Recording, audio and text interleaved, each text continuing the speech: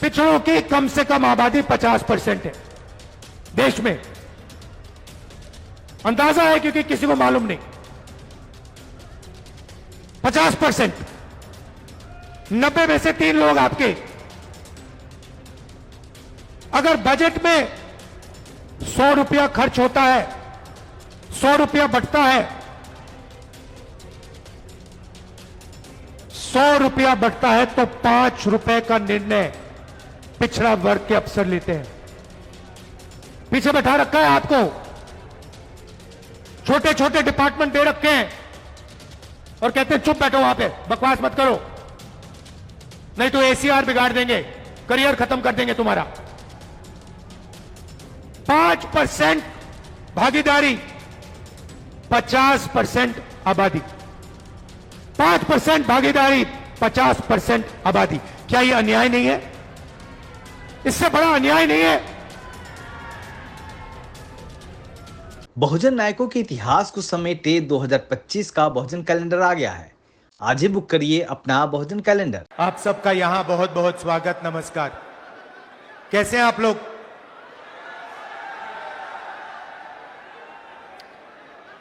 हिंदुस्तान में विचारधारा की लड़ाई चल रही है। एक तरफ कांग्रेस पार्टी जो संविधान को मानती है और इसके लिए लड़ रही है, और दूसरी तरफ आरएसएस, बीजेपी जो इस संविधान के खिलाफ हैं, अंबेडकर जी, गांधी जी के संविधान के खिलाफ हैं, इसको कमजोर करते हैं और इसको खत्म करना चाहते हैं। ये लड़ाई चल रही है। ये जो संविधान है, ये सिर्फ एक किताब नहीं है। इसमें हिंदुस्तान की हजारों साल पुरानी सोच है। अंबेडकर जी, महात्मा गांधी जी, बुद्ध भगवान, बसवना जी, फूले जी, नारायण गुरु जी, हिंदुस्तान के जो महापुरुष हैं, उनकी सोच और उनकी आवाज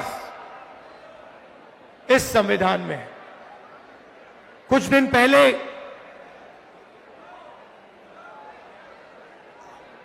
आरएसएस के नेता मोहन भागवत ने कहा कि हिंदुस्तान को 15 अगस्त 1947 में आजादी नहीं मिली, वो झूठी आजादी थी, सच्ची आजादी मोदी जी के आने के बाद मिली। भाइयों और बहनों, ये सीधा संविधान पर आक्रमण है। इन्होंने पहले, लोकसभा से पहले संविधान को रद्द करने की कोशिश की। इन्होंने कहा कि 400 पार हमारी सीटें आएंगी और जब सीटें आएंगी हम संविधान को खत्म कर देंगे, बदल देंगे। उनके सामने इंडिया गठबंधन और कांग्रेस पार्टी खड़ी हुई, हमारे कार्यकर्ता खड़े हुए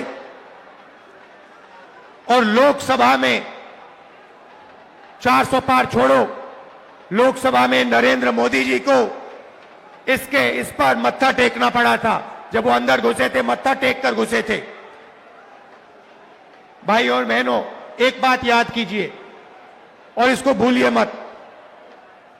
जिस दिन ये संविधान खत्म हो गया, उस दिन हिंदुस्तान के गरीब लोगों के लिए इस देश में कुछ नहीं बचेगा। दलितों के लिए, आदिवासियों के लिए, पिछड़ों के लिए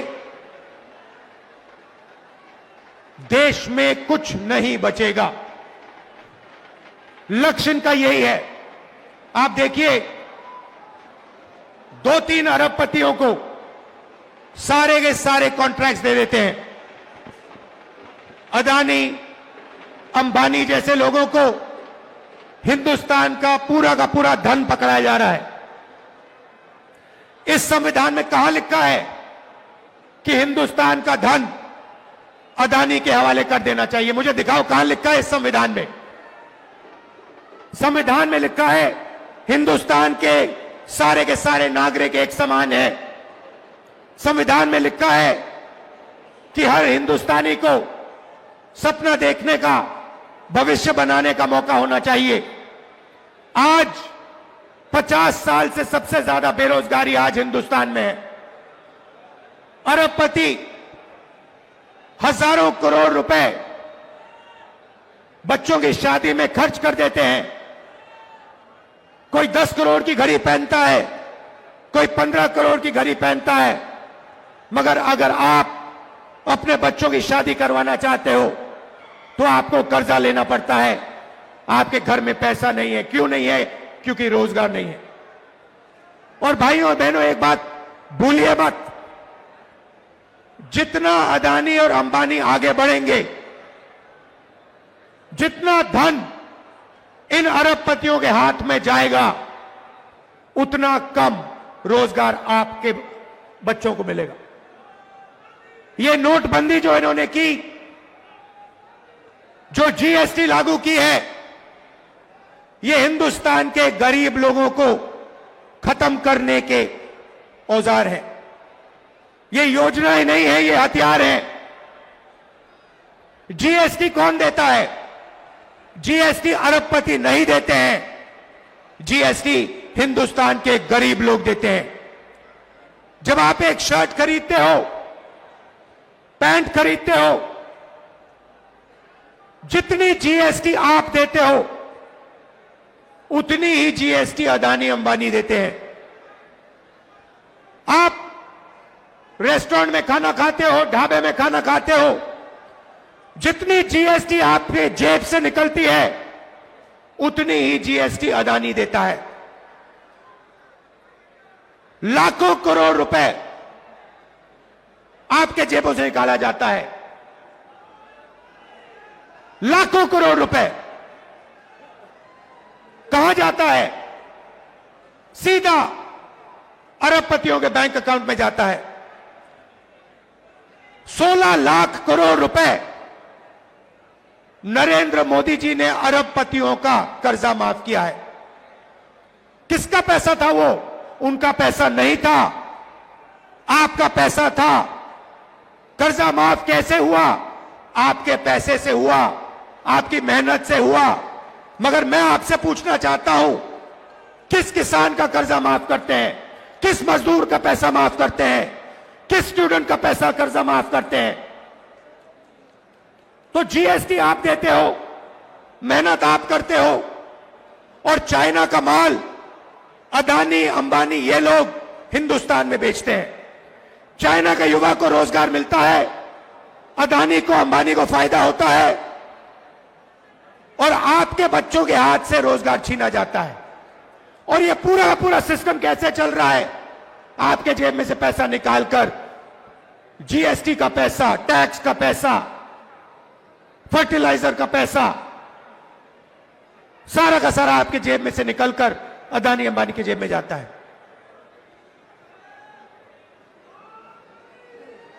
पेट्रोल का दाम बढ़ता जाता है, आप देखते रहते हो। इंटरनेशनल मार्केट में पेट्रोल का दाम नीचे जाता है, मगर हिंदुस्तान में पेट्रोल का दाम नीचे कभी नहीं जाएगा। फायदा अरबपतियों को, अदानी को, अंबानी को।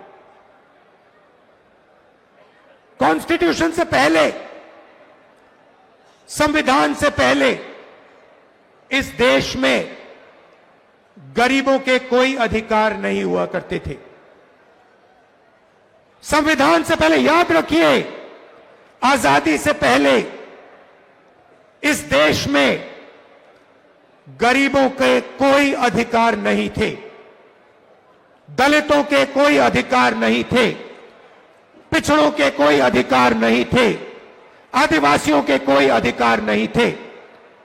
अधिकार सिर्फ महाराजा राजा के थे।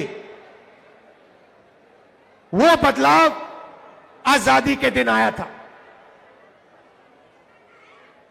आपको जमीन दी गई, जमीन का हक दिया गया, अधिकार दिए गए। बीजेपी आरएसएस चाहते हैं कि आजादी से पहले जो था, जहां गरीबों के कोई अधिकार नहीं थे, सिर्फ अंबानी अदानी जैसे लोगों के अधिकार थे, वैसा हिंदुस्तान चाहते हैं। यह लड़ाई हो रही है। वो चाहते हैं कि गरीब चुप बैठे, एक शब्द ना कहें, भूखे मर जाएं, कोई सपना ना देखें, और हिंदुस्तान अरबपति चलाए। जहां उनको एयरपोर्ट चाहिए एयरपोर्ट मिल जाए, जहां उनको पोर्ट चाहिए पोर्ट मिल जाए, जहां हाईवे चाहिए हाईवे बनानी है हाईवे बना ले, सारे के सारे कॉन्ट्रैक्ट उनके हाथ चले जाए। अब आप कहोगे राहुल जी, आपने बता दिया कि लड़ाई संविधान और आरएसएस और बीजेपी के बीच में है। आपने हमें बता दिया कि हमारे अधिकार छीने जा रहे हैं। आपने हमें बता दिया कि गरीबों को कुचला जा रहा है, पिछड़ों को, दलितों को, आदिवासियों को दबाया जा रहा है। तो आगे का रास्ता क्या है? आपके दिल में यह सवाल होगा कि आगे का रास्ता क्या है। मैं आपको बताना चाहता हूं। सबसे पहले आप एक चीज नोट कीजिए, प्राइवेटाइजेशन होता है। आपके अस्पताल, सरकारी अस्पताल प्राइवेट हाथों में जाते हैं। आपके बच्चे प्राइवेट कॉलेज और यूनिवर्सिटी में जाते हैं। जब आप बीमार होते हो, आप प्राइवेट अस्पतालों में जाते हो।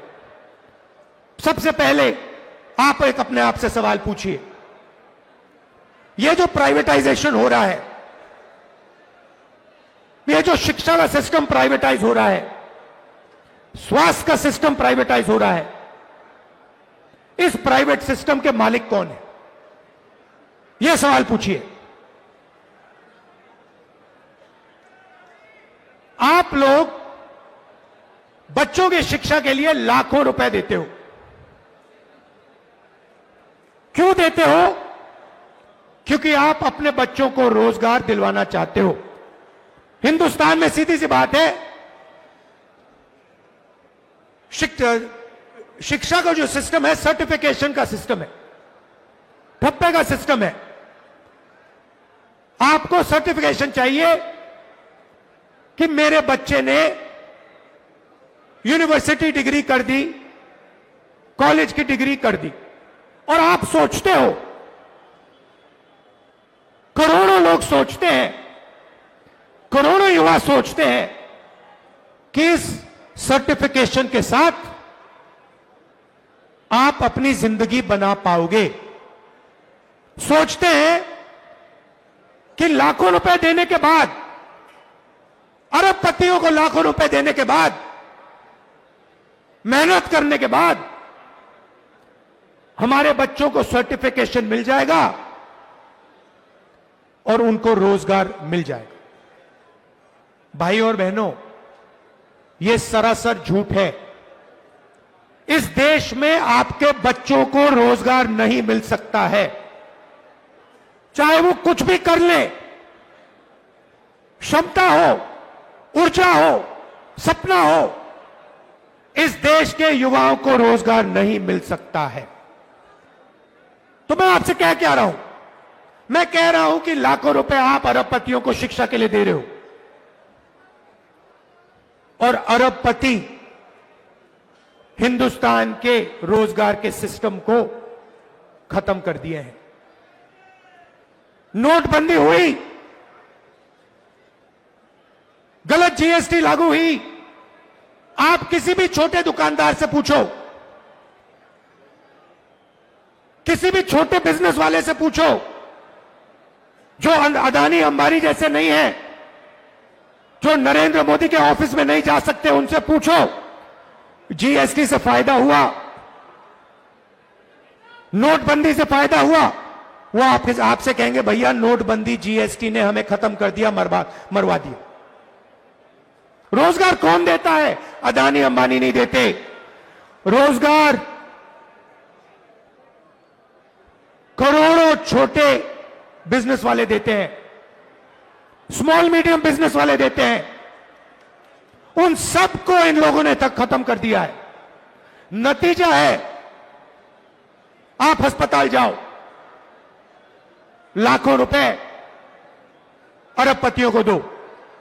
उसके बाद आप बच्चों को कॉलेज भेजो, लाखों रुपए अपनी जेब से निकालकर आप अरबपतियों को दो। इस सोच में दो कि आपके बच्चों को शिक्षा मिलेगी, सर्टिफिकेशन मिलेगा। मगर जो सर्टिफिकेशन आपको मिल रहा है बिना रोजगार के, उसका कोई मतलब ही नहीं है, वो कचरा है। ये देश की सच्चाई है। आईआईटी के जो स्टूडेंट्स हैं उनको रोजगार नहीं मिल रहा, आईआईएम के लोगों को रोजगार नहीं मिल रहा, आईआईटी के लोगों को रोजगार नहीं मिल रहा। आपको कहां से मिलेगा? बात समझिए, आपको गुलाम बनाया जा रहा है। दलितों को, पिछड़ों को, आदिवासियों को, गरीब जनरल कास्ट के लोगों को एक बार फिर गुलाम बनाया जा रहा है। और मैं हैरान हो जाता हूं, आप देखते जा रहे हो, आपकी लाइफ बर्बाद हो रही है, जिंदगी खत्म हो रही है, आप देखते जा रहे हो। बीजेपी कहती है दूसरी आजादी मिली, सच्ची आजादी मिली। मैं आपसे पूछना चाहता हूं, राम मंदिर के उद्घाटन में आपने किसी गरीब व्यक्ति को देखा? आपने किसी मजदूर को देखा, किसान को देखा, पिछड़े वर्ग को देखा? आदिवासी राष्ट्रपति है, आदिवासी राष्ट्रपति को वो मंदिर में उन्होंने जाने ही नहीं दिया, अंदर जाने नहीं दिया।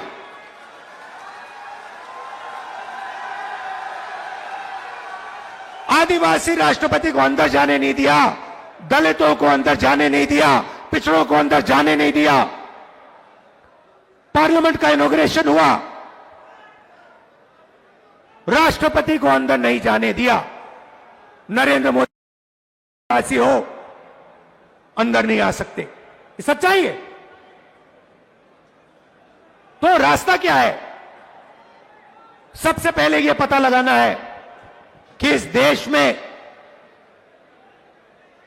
जो धन है, जो धन है, उसका कितना भाग दलितों के हाथ में है, कितना आदिवासियों के हाथ में है, कितना पिछड़ों के हाथ में है, कितना गरीब जनरल कास्ट के हाथ में है, कितना माइनॉरिटीज के हाथ में है। मैं आपसे कह रहा हूं, मैंने पता लगाया, हिंदुस्तान के सबसे बड़े 500 बिजनेसमैन, कंपनियों की मैंने लिस्ट निकाली।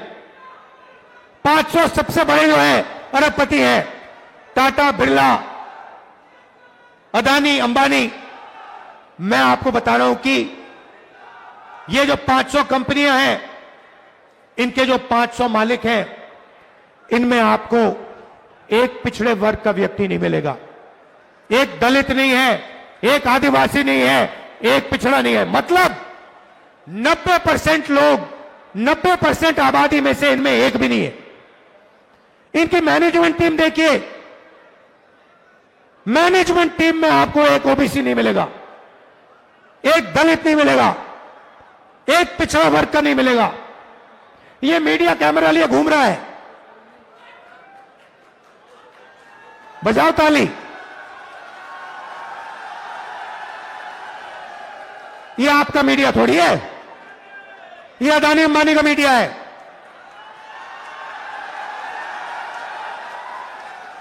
आप भूखे मर जाओ, आपके बच्चे भूखे मर जाएं, आत्महत्या कर लें, किसान मर जाएं, इनको कोई फर्क नहीं पड़ता। ये अदानी अंबानी की शादी दिखाएंगे।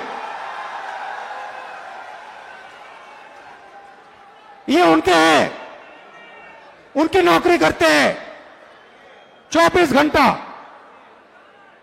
हिंदुस्तान के किसान की बात नहीं करेंगे, मजदूर की बात नहीं करेंगे, बेरोजगार युवाओं की बात नहीं करेंगे, अदानी अंबानी की शादी की बात करेंगे, अफगानिस्तान की बात होगी, पाकिस्तान की बात होगी, मगर हिंदुस्तान की बात, किसानों की बात, मजदूरों की बात ये नहीं करेंगे।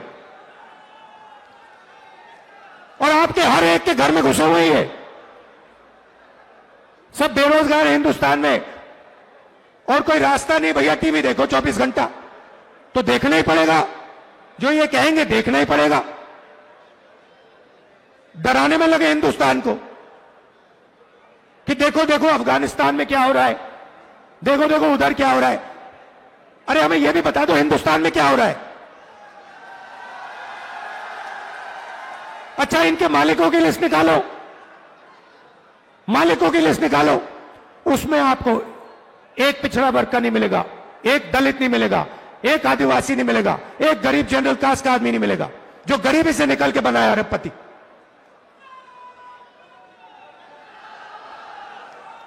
हिंदुस्तान की संस्थाओं को देखो, बड़ी बड़ी संस्थाओं को देखो, हाई कोर्ट देखो, कोर्ट्स देखो, जुडिशरी देखो। मुझे बता दो, दलितों के नाम बता दो, आदिवासियों के नाम बता दो, पिछड़े वर्ग के नाम बता दो, इसमें कहीं नहीं दिखेंगे आपको। मैंने बजट की बात की, मैंने आपसे कहा कि जीएसटी आप देते हो, जीएसटी आप देते हो, मतलब बजट का पैसा आप देते हो। तो मैंने पता लगाया बजट को कौन बांटता है।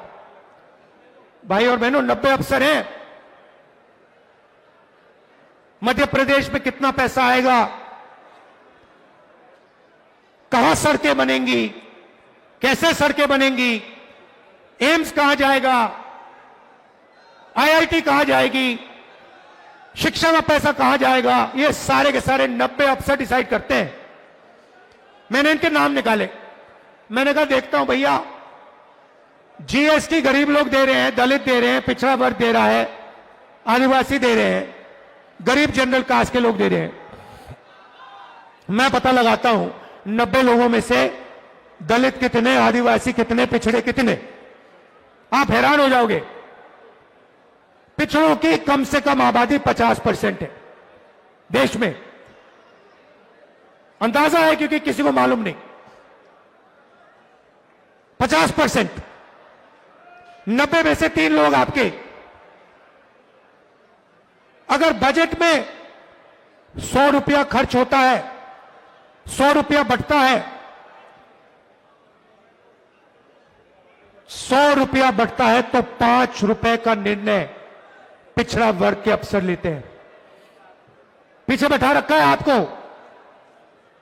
छोटे छोटे डिपार्टमेंट दे रखे हैं और कहते हैं चुप बैठो वहां पे, बकवास मत करो, नहीं तो एसीआर बिगाड़ देंगे, करियर खत्म कर देंगे तुम्हारा।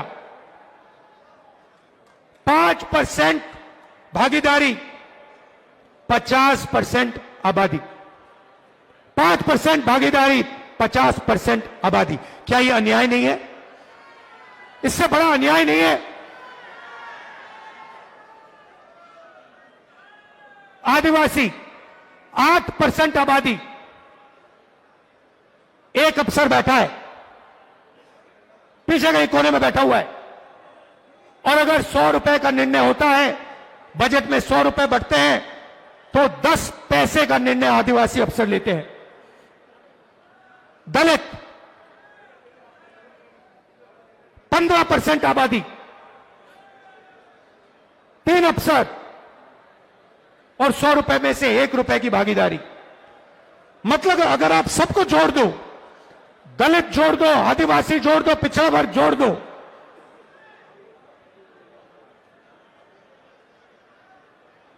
₹6 10 पैसे की आपकी भागीदारी है। ₹6 10 पैसे की भागीदारी, 73%, 73% आपकी आबादी। तो ना आप बजट बांटते हो, ना आपके प्राइवेट कॉलेजेस यूनिवर्सिटीज, ना आपके अस्पताल, ना आपकी ब्यूरोक्रेसी, आपके पास कुछ है ही नहीं। आपको आपका एक ही भविष्य है, आपका भविष्य एक दो है। एक, आप मजदूरी करो। बीजेपी की सोच है कि आप के दो भविष्य है, एक मजदूरी करो और दूसरा अगर आपने ज्यादा चिल्लाया तो जेल में जाओ। ये इनका 21वीं सदी का विजन है। इसलिए मैंने नरेंद्र मोदी के सामने कहा कि मैं नहीं जानता, आप तो कभी करने वाले हो नहीं, मगर जैसे ही कांग्रेस पार्टी की सरकार आएगी, चाहे मध्य प्रदेश में आए, चाहे दिल्ली में आए, जाति जनगणना हम आते ही करना शुरू कर देंगे। तेलंगाना के सीएम बैठे हैं, वहां पे क्रांतिकारी तरीके से हमने जाति जनगणना की है। कुछ ही समय में हम तेलंगाना को दिखाने जा रहे हैं कि तेलंगाना में दलितों की कितनी भागीदारी है, पिछड़ों की कितनी भागीदारी है, आदिवासियों की कितनी भागीदारी है, कौन सी संस्था में कौन कौन बैठा हुआ है। तेलंगाना में हमने काम शुरू कर दिया, कर्नाटक में हमने काम शुरू कर दिया, और यह क्रांतिकारी निर्णय होगा। भाई और बहनों, 90% आबादी को पता लग जाएगा कि इस देश में हमारी कितनी भागीदारी है। 90% को आज आपको दिख रहा है। पिछड़ों को यह भी नहीं मालूम कि देश में उनकी कितनी आबादी है। कितनी शर्म की बात है। नरेंद्र मोदी जी कहते हैं मैं ओबीसी हूं, और आज तक इस देश के ओबीसी को, इस देश के पिछड़े वर्ग को अपनी सच्ची शक्ति, अपनी सच्ची आबादी नहीं मालूम। यह पिछड़ों के खिलाफ अन्याय है, यह दलितों के खिलाफ, आदिवासियों के खिलाफ अन्याय है। इसीलिए हम जाति जनगणना लागू करेंगे, पूरे देश में लागू करेंगे, और दूध का दूध, पानी का पानी हो जाएगा। सबको पता लग जाएगा कि जुडिशियल सिस्टम में हमारे कितने लोग हैं। प्राइवेट अस्पताल किसके हाथों में है, प्राइवेट कॉलेज यूनिवर्सिटी किसके हाथ में है, ये बड़े बड़े जो बिजनेसेस हैं किसके हाथ में। सब दूध का दूध, पानी का पानी हो जाएगा। और नरेंद्र मोदी जी डरते हैं, ये करवाना नहीं चाहते, नहीं कर सकते, और कभी नहीं करेंगे। और पार्लियामेंट में मैंने इनके सामने एक और बात बोल दी कि ये जो 50% की रिजर्वेशन की दीवार बना रखी है, कि 50% से ज्यादा रिजर्वेशन जा ही नहीं सकता, इस दीवार को भी हम लोकसभा में, राज्यसभा में तोड़कर परे कर देंगे। कोई नहीं रोक सकता इसको। रिजर्वेशन को 50% से ज्यादा हम करेंगे, हमारे स्टेट्स में करेंगे, और नेशनल लेवल पे दिल्ली में हम कानून पास करके इसको, दीवार को तोड़ेंगे। भाई और बहनों, सबसे जरूरी बात, ये अंबेडकर जी का जो संविधान है, जिसका अपमान कुछ दिन पहले मोहन भागवत जी ने किया। वो कहते हैं कि इस संविधान ने हमें आजादी नहीं दी, इस संविधान का आजादी से कोई लेना देना नहीं है, क्योंकि उनके मुताबिक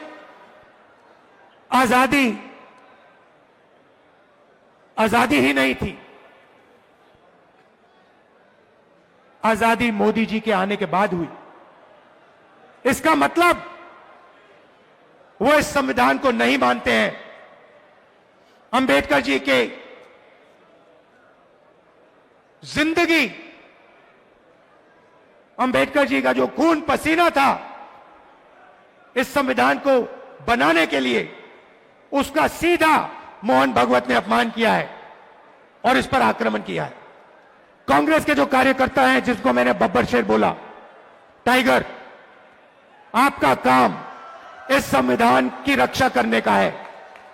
जहां भी आरएसएस के लोग, बीजेपी के लोग इस संविधान पर आक्रमण करते हैं, जहां भी वो गरीबों को कुचलने की कोशिश करते हैं, जहां भी वो कमजोरों को मारने की कोशिश करते हैं, कांग्रेस पार्टी के कार्यकर्ता को वहां जाकर पत्थर जैसे वहां जाकर खड़ा हो जाना चाहिए, चट्टान जैसे वहां खड़ा हो जाना चाहिए कि मैं नहीं होने दूंगा, मैं संविधान की रक्षा करूंगा। यह आपका मिशन है। मैं जानता हूं कि मध्य प्रदेश में आप दिल से लड़ते हो। मैं जानता हूं कि आप पर अत्याचार होता है, आप पर आक्रमण होता है, मगर आप पीछे नहीं हटते हो। दिल से मैं आपका धन्यवाद करता हूं, आपके परिवारों का धन्यवाद करता हूं, आपके बच्चों का धन्यवाद करता हूं कि आप हमारी विचारधारा के लिए लड़ते हो। गांधी जी की विचारधारा के लिए, अंबेडकर जी की विचारधारा के लिए, नेहरू जी की विचारधारा के लिए, संविधान के लिए। आप सबका दिल से बहुत बहुत धन्यवाद। नफरत के बाजार में मोहब्बत की दुकान खोलनी है और आप सब लोगों को मिलकर खोलनी है। धन्यवाद। जय हिंद। नमस्कार।